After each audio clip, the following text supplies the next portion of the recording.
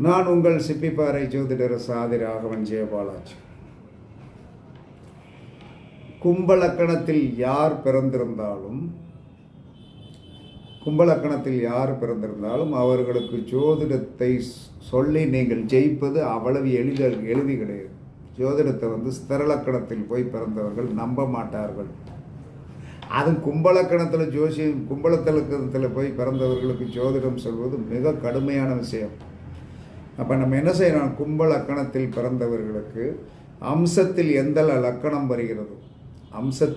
லக்கணம் வருகிறதோ அதை வைத்து நாம் என்ன சொல்லணும்னா பலன் சொன்னீங்கன்னா கண்டிப்பாக நம்ம ஜெயிச்சிடலாம், ஜோதிடர்கள் ஜெயிச்சிடலாம்.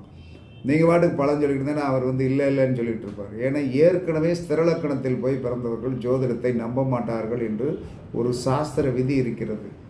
அதனால் என்ன சொல்ல, நீங்கள் கவனமாக